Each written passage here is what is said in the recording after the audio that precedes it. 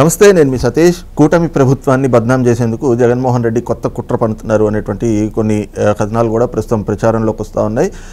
ఇందుకు గాను సాక్షి పత్రికతోటి సమాయత్తమై రెండింటిని కూడా సమన్వయం చేసుకుంటూ వైసీపీ నేతలు ముందుకు వెళ్ళాలి అంటూ కూడా ఆయన పార్టీ శ్రేణులకి, పార్టీ నేతలకి ముఖ్యంగా దిశానిర్దేశం చేశారు.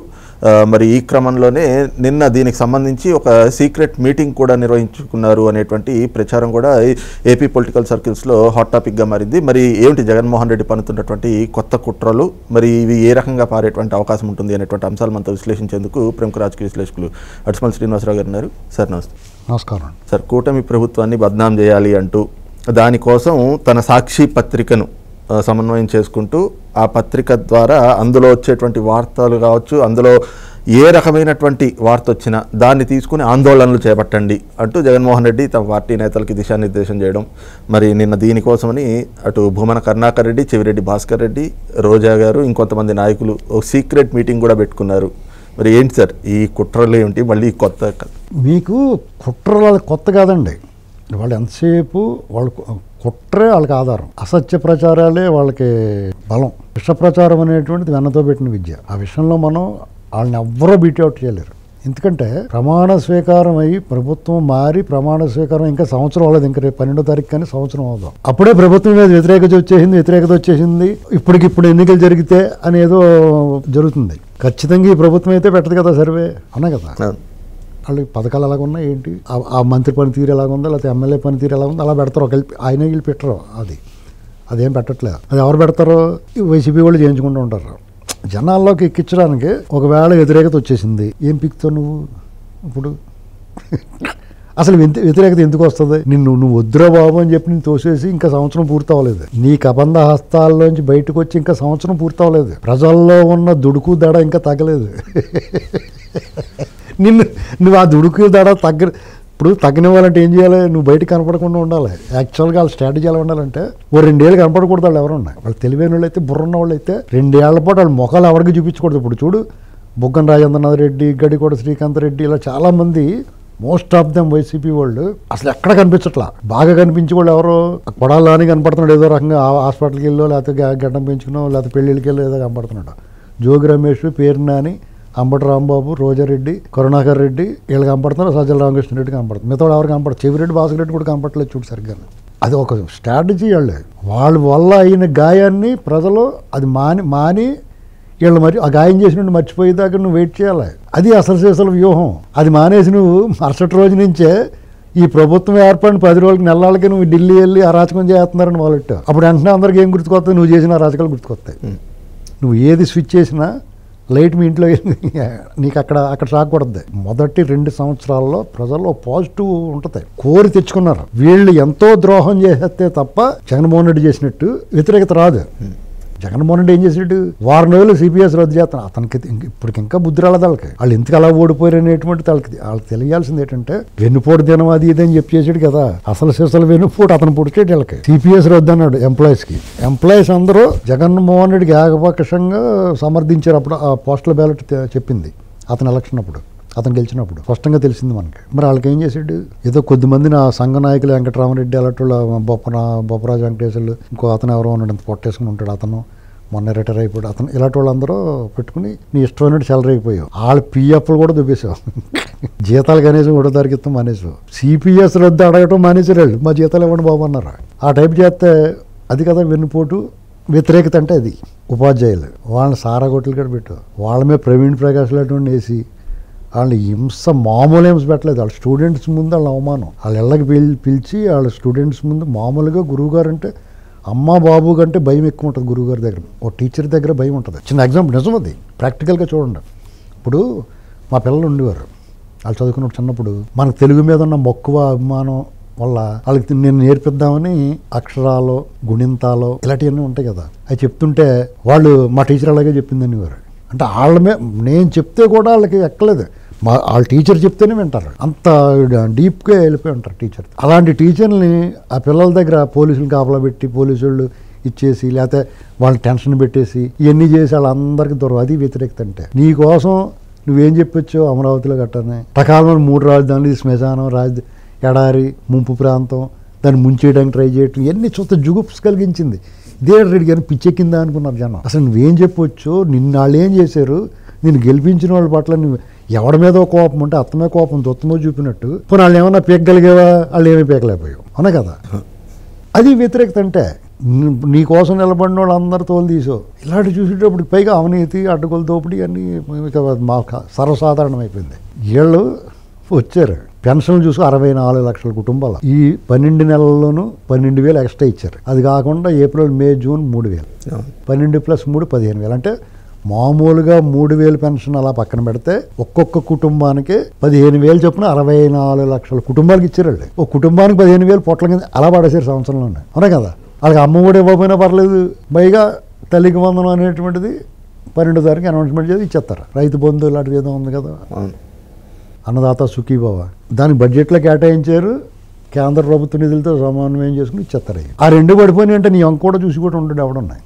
ఇంకా నువ్వు వ్యతిరేకత వచ్చేసింది, వ్యతిరేకత వచ్చింది, అసంతృప్తి ఉంది, అసహనం ఉంది, అది ఇంకా ఆగ్రహంగా మారలేదు. దేని గురించి? నీ ఏడుపు మోగాన్ని ఇంకా తిరగనెత్తున్నారని. 100 కోట్ల ఆడదాం ఆంధ్రాలో స్కామ్ చేసి కూడా రోజా గారు వచ్చి లోకేష్ గారిని పప్పు పిప్పు అంటుందని దాని మీద ఉంది కోపం వాళ్ళకి. పేరు నాని చాలా దయతెలిచాడు కుటుంబ ఆడాలని మహిళలని చెప్పి చంద్రబాబు నాయుడు గారు సహృదయతోటి విడిచిపెడితే అతను బయటకు వచ్చిన నేమ్ పీకలేరు అన్నాడు చూసారా. దాని మీద కోపం ఉంది ఈ పార్టీ మీద, కూటమి ప్రభుత్వం మీద. జోగి రమేష్ వచ్చి ఇంకా అగ్రిగోల్డ్ బంగారాలు మొత్తం దుబ్బేసి మీద వేసేసుకుని అతను ఇంకా వచ్చి మాట్లాడుతున్నాడు కదా. ఏంటి అతను ఎందుకు వదిలేరే, నా కోపం ఉంది. కొడాలి నాని పిడుగుబడిన టెంకాయ మోన్లాగా ఇంకలా తిరుగుతున్నాడు, ఎందుకు వదిలేస్తున్నారా అని దాని మీద ఉంది కోపం. పెద్దిరెడ్డిని వదిలేసారని, ఇంకా పట్టించుకోలేదని, సజ్జల రామకృష్ణ అటవీ భూములు దొబ్బిన ఇంకా అతని మీద కేసు పెట్టి లోపల పిలవలేదని, సిదిరి అప్పలరాజుని ఎందుకు వదిలేశారని, కారుమూరి నాగేశ్వర అలాంటివి వాగితే ఇంకా ఎందుకు పగలగొట్టలేదని, ఇది కోపం. ఇంకా ఆగ్రహంగా మారదు, అది కూడా అసహనంగా ఉన్నారు. ఆ వ్యతిరేకత అయితే ఉంది. ఆ వ్యతిరేకత కూడా కారణం నువ్వే, నీ మీదే, అది కూడా నీ మీదే. ఇలాంటి పరిస్థితుల్లో నువ్వు వచ్చి రౌడీ షీటర్ని చైన్ స్నాచర్ని కలుసుకుంటే ఆ ఆగ్రహం తగ్గిపోయి మళ్ళీ నీమే కోపం పెరుగుతుంది. సిగ్గు లేకుండా ఇంకా వచ్చి ప్రభుత్వం మీద అంటే వాళ్ళు ఏంటంటే వ్యతిరేకత పెరిగిపోయింది అలా సెట్ చేస్తే కొన్నాళ్ళకేమో పెరిగిపోయింది అనుకుంటారని. ఆ ప్రయత్నం మహమ్మద్ గౌరీ 18 సార్లు దండయాత్ర చేసేటాడు, తర్వాత విజయం సాధించాడు. 18 సార్లు తొండలు తినిపోయేవాడు. దాన్ని ఆదర్శంగా తీసుకున్నాడు. ఇప్పుడు ఎగ్జామ్లు రాస్తాడు, 4 ముద్దు బారిపోయి ఉంటాడు, చదివినా కానీ బుర్రకెక్కదు ముద్దు. వాడు రాసి రాసి రాసి రాసి ఎప్పుడోకప్పుడు బయటకు వస్తాడు కదా, పాస్ అవుతాడు కదా. ఇంకా వాళ్ళు కూడా పేపర్లు దిద్దలేక సిరకు వచ్చి మొరలేస్తారు. అలాగా నీకైనా పని జరుగుతుంది. నీ ఆ స్ట్రాటజీలో తప్పేం లేదు, వాళ్ళు అలాగే స్ట్రాటజీ ఉంటుంది. గతంలో పని జరిగింది అది. అప్పటికి ముందు ఇతను ఎలాంటి వాడు, ఇతని పరిపాలన ఎలా ఉంటుందో తెలియక, రుచి తెలియక మంచి ఆకర్షణీయమైన ప్యాకెట్లోనూ ఉన్న వస్తువుని మనం కొనుక్కుంటే బాగుండు అనుకుంటాం. ఒకసారి చూస్తే తప్పే ఉంది అనుకుంటాం. నోట్లో పెట్టినట్టు సేదు వచ్చేసింది అనుకో, ఓరి బాబు ఇంక మళ్ళీ వద్దురా బాబా, అది ఎంత ఆర్భాటంగా ప్రకటనలు ఇచ్చినా కానీ మనం సచ్చినా కొన్నాం కదా. ఇదే అంతే. ఇతన్ని ఎట్టి పరిస్థితుల దగ్గర రానివారు ఇంకా. ఎందుకంటే అసలు నీకు ఒక 20% ఎప్పుడూ ఉంటారు. నువ్వు వద్దని వాళ్ళు తోసేసిన వాళ్ళు సిగ్గులేదు కాబట్టి నీ అంకలు ఉంటారు. వాళ్ళు వచ్చును ఇలాంటి వాళ్ళే. పైశాచిక మనస్తత్వం, సమాజానికి పీడ కింద పెట్టిన యాంటీ సోషల్ ఎలిమెంట్స్ వాళ్ళందరూ. వాళ్ళు సమాజంలో లెక్క తీసుకోకూడదు, వాళ్ళు కూడా సమాజంలో కలిసిపోయి తిరిగేస్తూ ఉంటారు అంతే. ఈ నాయకులు తెలుసుకోవాల్సింది ఏంటంటే రాజకీయాల్లో 10 కాలాల పాటు ఉండాలనుకున్న వాళ్ళు, ఏదో ఒక రాజకీయ వేదిక ద్వారా ఎదుగుదాం అనుకున్న వాళ్ళు ఔత్సాహికులు ఉంటారు. ఇప్పుడు తెలుగుదేశం అవకాశం రాని వాళ్ళు తెలుగుదేశం వ్యతిరేకంగా పనిచేస్తే కూడా గుర్తింపు వస్తుంది. ఇప్పుడు గ్రామం ఉంటుందండి, అందరూ తెలుగుదేశం అనుకో, లేకపోతే అందరూ ఒకే పార్టీ అనుకో, ఆ పదవుల గెదవులు ఏముంటాయి ఎవరికైనా ఒకరిద్దరు తీసుకుంటారు. అదే 2-3 పార్టీల కింద ఉన్నారనుకో, ఆయా పార్టీలో వాళ్ళకి గుర్తింపు ఉంటుంది. ఆ లెక్కని నీకు కొంతమంది వచ్చి పడుతున్నారు. ఇప్పుడున్న పరిస్థితుల్లో నీ ఏపును కూడా కొంతమంది ఉండడం కారణం ఏంటంటే అక్కడ ప్లేస్ ఖాళీ లేకపోతే ఈ థియేటర్లో సినిమా చూడటానికి హౌస్ఫుల్ అయిపోతే ఇంకో థియేటర్కి వెళ్తారు. అలాగే నీ దగ్గరికి వచ్చారు అంతే, బోరు కొట్టేస్తున్నా కానీ. దానికి నీ వాళ్ళ ప్రయత్నం అయితే వాళ్ళకి మానరు. అయితే వాళ్ళ స్ట్రాటజీ ఏంటంటే విష ప్రచారం చేసి చేసి చేసి జనాల్లోకి ఎక్కితే ఎప్పటికన్నా పనిజరుగుతుంది. దాన్ని లాదిలోనే మొగ్గలోనే తుంచాలి. అది వీళ్ళ వైఫల్యం. సాక్షి పత్రికని ఎప్పుడో సీజ్ చేశారు ఎన్ఫోర్స్మెంట్ డైరెక్టరేట్. కేవలం మానవతా దృష్టితోటి వాళ్ళ బతుకు తీరు మీద దెబ్బ కొట్టకూడదన్న ఉద్దేశంతో రన్ అవుతుంది. ఇప్పుడు వీళ్ళు ముగించారనుకో, అదిగో మమ్మల్ని ముగించేస్తున్నారు, మేము వ్యతిరేక వార్తలు రాస్తున్నామంటారు. అలాంటి బెనిఫిట్స్ దక్కుతున్నాయి. అలా దక్కకుండా మీరేం చేయాలి? ఇప్పుడు చంద్రబాబు నాయుడు గారి గురించి మద్యం స్కామ్లో ఆయన పాత్రధార అన్నాడు. నీ దగ్గర ఏం వివరాలు ఉన్నాయని చెప్పి ఆ యజమాని, ఆ ఎడిటర్ని అందరిని లోపల ఆ ఎడిటర్కి నోటీస్ ఇచ్చారు. తర్వాత ఏమైందో తెలియదు. కఠినమైన చర్యలు ఎందుకు తీసుకోరు? అప్పట్లో పోలీసులు రాజకీయంగా కూడా ప్రెస్ మీట్లు పెట్టారు అది జగన్ హయాంలో. మీరు అలా చేయొద్దు, నిజంగా తప్పు చేసిన లోపలేమని అడుగుతున్నారు అందరూ.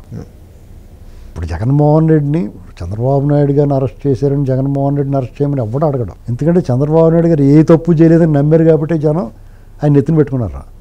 జగన్మోహన్ రెడ్డి అన్నీ తప్పులే, అన్నీ చిల్లులే. ఆ విషయంలో పార్టీ వైపు నుంచి ఇటువంటి వ్యాఖ్యానాలు రాకూడదు. కేడర్ నైతిక స్థైర్యం దెబ్బతింటుంది. ఎందుకంటే అతను అన్ని తప్పులే, వాళ్ళకే భయం పడిపోతున్నారు వాళ్ళు. చాలామంది బెక్స్ చచ్చిపోయి నోరెత్తట్లా. కానీ మధ్య మధ్యలో పొడాకాస్ట్లని వెబ్సైట్లని వెంకటరెడ్డి అన్నవాడు ఒకే రోజు 2 రకాలు రాసిండు. జగన్ పని అయిపోయింది, నీ సిగ్గులేదని నీకు ఎందుకు వస్తున్నావు అంటాడు, మళ్ళీ ఇంకోటి ఏదో రాస్తాడు.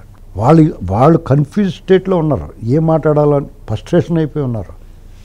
వాళ్ళకి అది దారి తిని పట్టు ఆమదం రాసుకుని దొంగోడు చేతిలోని జారిపోయినట్టు, మట్టగడ్డ చేతిలోని జారిపోయినట్టుగా వాళ్ళు ఏది చిక్కట్లేదు వాళ్ళ చేతికి. ఏదన్నా ఈ పాయింట్ మీద వెళ్దామంటే లేదు, అందుకని ఏమి దొరక్క రౌడీ షీటర్ల దగ్గరికి పరామర్శకు వెళ్తున్నారు. వాళ్ళు జైలు యాత్రలో అవి తప్ప వాళ్ళ దారి లేదు. పలానా పాయింట్ మీద యుద్ధం చేద్దామంటే లేదు. దేని మీద వెళ్తారు దెబ్బలాట చెప్పండి? ప్రభుత్వాన్ని విమర్శించడానికి నువ్వు అసలు అసెంబ్లీకే రావు, నీకు ఏ అర్హత ఉందో బయట మాట్లాడటానికి? మేము అతను సమానమే కదా, అతను బయట మాట్లాడుతున్నాడు, మేము బయట మాట్లాడుతున్నాం. కాదనుకున్నప్పుడు నువ్వు ఒక శాసనసభ్యుడు, నీకు ఒక అవకాశం ఉంది అసెంబ్లీలో, కడిగేయచ్చు. నువ్వు వెళ్ళి నీకు సమయం ఇస్తారు. వాళ్ళకు ఉన్నంత సమయం నీకు ఉండదు, అయినా సరే నీకు సమయం ఇస్తారు. నీకు వచ్చిన సమయంలో నువ్వు నిలదీసి కడిగేయాలి వాళ్ళు తప్పు ఉంటే. అలా కడిగేస్తే నీకు మళ్ళీ ఆ బురద అంతా నీకే అంటుకుంటుందో నీకు భయం. ఎందుకంటే అన్నిటి తప్పులు నువ్వే చేసావు. అంత భయపడివాడు పిరుకోడు రాజకీయాలు అతను నమ్ముకుని ఎందుకు వెళ్తారు ఎవడన్నాను? కానీ అతను పిరుకోడు కాదు, అతను మంచోడే. అతని వల్ల ఇంకా భయాన్ని ఇంకా వీళ్ళు పోగొట్టకుండా అలా ఉండేస్తున్నారు. ఇది వీళ్ళు చేసే తప్పు. వాళ్ళు అలాగే చేస్తారు. వెబ్సైట్లు ఉన్నాయి, యూట్యూబ్ ఛానల్స్ ఉన్నాయి. మామూలుగా ఎన్నికల ముందు కొనుక్కొని రెడీ చేస్తారు అందరూ. వీళ్ళు ఇప్పటి నుంచే మొదలెడతారు. ప్రొఫెసర్లు మాట్లాడతారు, మాజీ సిఎస్లు మాట్లాడతారు, విశ్రాంతి అధికారులు మాట్లాడతారు అంతా.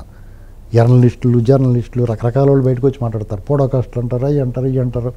మళ్ళీ పీటీఎం బ్యాచ్ని రెడీ చేస్తారు. మాలాంటి వాళ్ళు ఎవరన్నా మాట్లాడితే ఒక గుండె ఎదవా అని గట్ట తిట్టిస్తారు. వాళ్ళు ఏదైనా బాధపడిపోతారేమో అని. మేము సచ్చినా బాధపడిపోవం. బాధిట్టేవరా అనుకుంటాను నేను ఇగ్నోర్ చేత పట్టించుకోను. మనం చెప్పాలని చెప్పేస్తాను అంతే. మా కృష్ణ గారు, మా సూపర్ స్టార్ కృష్ణ గారు ఆదర్శం నాకు. ఆయన సినిమా వేసేసి యాక్ట్ చేసి పోతాడు, సినిమా కూడా చూడడం. మళ్ళీ మేమంతే, నేను మాట్లాడింది కూడా మళ్ళీ చూసుకున్నాను. మాట్లాడేటప్పుడు కొంచెం జాగ్రత్తగా మాట్లాడతాను. వాళ్ళు అలా కాదు, దాన్ని రుబ్బేసి ఏదో రకంగా విషాన్ని ఇన్నూరి ఆ బకెట్ నీళ్లు పట్టుకెళ్ళి ఆ చెరువులో కలిపినరా విషం అని చెప్తారు వాళ్ళు. అది చూసుకోవాలి జాగ్రత్తగా. వాళ్ళు ఆ కల్పన ఇవ్వకూడదు.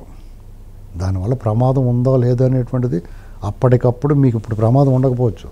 ఒకటి మాత్రం నిజం, ఈ ప్రభుత్వం కనీసం 10 ఏళ్ళు ఉంటుంది. జగన్ ఇంట్లో దాక్కుంటే ఇంట్లోనే ఉండిపోతే వీళ్ళు కొంచెం కష్టం. వీళ్ళ ఏమాత్రం నిరాశపరచకుండా అప్పుడప్పుడు వారానికి 10 రోజులకి వచ్చి కనపడుతున్నాడు. దానివల్ల అతను ఇంకా డ్యామేజ్ అయిపోద్ది. ఇప్పుడు దయ్యం మొత్తానికి వెళ్ళిపోయింది అనుకోండి, సరే ఉంది కానీ ఇప్పుడు కనపడతలేదంటే అక్కడ మసులుతారు జనం. లేదంటే సింతమ్మ చెట్టు మీద కూర్చుంది, వెళ్తుంటే మీద దూకుతుందంటే వెళ్తాడా ఎవడన్నా? అలా కాదండి. కొంచెం తోటలోను దూరంగా ఇళ్ళు ఉంటాయి కేరళలో లాగానే. ఇక్కడ దయ్యాలు తిరిగియండి అని చెప్పుకుంటారు. నిజంగా తిరిగి కొన్నాళ్ళ నుంచి తిరగట్లేదండి. మొత్తానికి పోలేదు కానీ ఇక్కడ ఎక్కడో ఉంది కానీ రావట్లేదు. ఈ మధ్యన ఎవరిని ఇబ్బంది పెడతలేదు, ఎవరికి కనపడతలేదు అన్నారు అనుకో, మీరు ధైర్యంగా వెళ్ళిపోతారు. అర్జున పల్గొన అనుకుంటూ పోతారు. అదే టఫార్మన్ మీ ఎదురుకుండా దూకుతుంది అనుకోండి, రెండు రోజులకోసారి ఓరు బాబు ఇంకా ఇల్లు ఖాళీ చేసిపోతారు, అక్కడెక్కడో ఉండరు ఎవడన్నా. అవునా కదా? లేదా మంత్రగాన్ని తీసుకొచ్చి దాన్ని బండి ఇచ్చేస్తారు అయ్యారు. ఈ జగన్ కూడా అంతే. అతను బయట కనిపించినంతకాలం రోజా కానీ ఇలాంటి వాళ్ళు, రోజా తన కార్యక్రమాలు తను చేసుకోవాలి. వదిలేస్తారు, కొన్నాళ్ళు మర్చిపోతారు జనం. నువ్వు కనపడకుండా నువ్వు వాక్కుండా ఉంటే వీళ్ళు ఎవరైనా సరే జనం వదిలేస్తారు, మర్చిపోతారు. మరుపు అనేటువంటిది మనిషికి ఒక వరం, అర్థమైందండి. మరుపు లేకపోతే లేకపోతే అత్యంత ఆప్తులు చనిపోయినప్పుడు లేదా ఒక దురదృష్టకర ఘటన జరిగినప్పుడు అదే గుర్తుకొస్తూ ఉంటే మనిషి మానసిక వేదన తట్టుకోలేడు. అలాంటిది దీన్ని కాలం మారిపోతూ ఉంటుంది. చేసిన గాయం ఎలా మారుతుందో మనిషికి కూడా మరుపు అలాంటిది. ఈ జగన్ అనేటువంటి వాడు కనపడకుండా 2 ఏళ్ళు కనపడకపోతే జనాల్లో మళ్ళీ వచ్చేయడానికి ఫ్రెష్గానే కొంత ఆ గాయం మానుతుంది. నువ్వు మళ్ళీ వచ్చే గాయానికి వెళ్ళి దాని మీద ఉప్పు కారం జల్లి నిమ్మల రసం పిండుతున్నావు, నువ్వు వచ్చి ఇంకా స్వల్ప ఎక్కువైపోద్ది వాళ్ళకి. కాబట్టి వాళ్ళు ఎన్ని విన్యాసాలు చేసినా ఎన్ని పిల్లి మొగ్గులు వేసినా 10 ఏళ్ల పాటు జనం వాళ్ళు దరిదాపులో రానివ్వరండి. 10 ఏళ్ళకి జనరేషన్ మళ్ళీ మారుతుంది. కొంచెం స్థిమితి పడతారు, కడుపు నిండా తింటారు, హాయిగా పడుకుని ప్రశాంతంగా ఉంటారు కదా. చూద్దాం మళ్ళీ ఒకసారి అన్నట్టు అంటే అనుకోవచ్చు. ఈ లోపల అతను జైలు గట్టా పోతాడు కాబట్టి ఎవడా ఆపలేడండి అతను చెప్పి. చంద్రబాబు గారు వీళ్ళందరూ వద్దనుకున్నా కానీ అతను జైలుకి వెళ్ళకుండా ఎవడా ఆపలేడు. ఎందుకంటే ఆ కేసులు అలాంటి. దాన్ని బట్టి ప్రజలైతే ఒకటి డిసైడ్ అయ్యారు, ఇతన్ని మాత్రం దరిదాపులో రానివ్వరు. ఇది మాత్రం ఖాయమండి.